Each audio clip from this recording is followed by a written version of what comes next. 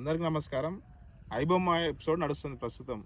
నిర్వాహకుడు రవిని అరెస్ట్ చేశారని చెప్పి కనీసం 100లో 10 మంది కూడా రవిని వ్యతిరేకంగా సామాన్యులు మాట్లాడడం లేదు. అసలు ఏం తప్పు ఉందని చెప్పి సినిమా వాళ్ళు జనం నుంచి దోచుకున్నారు.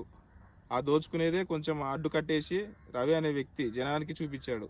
కొందరు అంటున్నారు ఆయన దేవుడు అని అంటున్నారు సామాన్యులు. ప్రతి పేద మధ్యతరగతి కుటుంబానికి 50,000 1,00,000 రూపాయలు మినిమం యావరేజ్గా ఒక కుటుంబానికి ఆయన మేలు చేకూర్చారంటున్నారు అని చెప్పి అంటూ ఉన్నారు. కాబట్టే ఈరోజు మధ్యతరగతి వాళ్ళు సినిమా వాళ్ళని తిడుతూ ఉన్నారు. వాళ్ళు కారణం లేకపోలేదు వాళ్ళు తిట్టిన దానికి. సినిమా పూర్తిగా లగ్జరీ అయిపోయింది, కంప్లీట్గా వ్యాపారమయం చేసేశారు దాన్ని.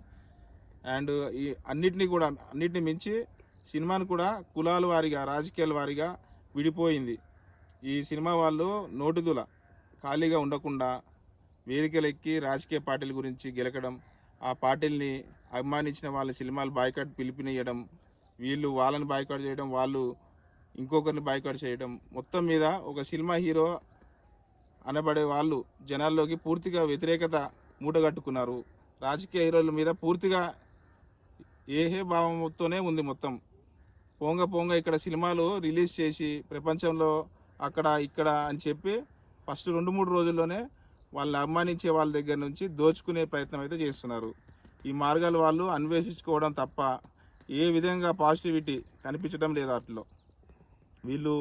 వీళ్ళ కోణంలో సరే, వీళ్ళు మరి వినోదం వరకే పరిమితం చేసి జనాలకి అది అందుబాటులో ఉంచి వీళ్ళ సినిమాలు పని ఏందో వీళ్ళు సినిమాలు చేసుకుంటే వాటి విషయాల్లో గెలక్కుండా అప్పుడు ఏమైనా రవి పాజిటివ్నెస్ కనిపిస్తాడేమో. కానీ ప్రస్తుతానికైతే కంప్లీట్గా వీళ్ళు పతనం వైపే వెళ్తున్నట్లు క్లియర్ కట్గా కనిపిస్తూ ఉంది. Thank you. ఇట్లా మీ పి కోటేశ్వరరావు, కందుకూరు నియోజకవర్గం.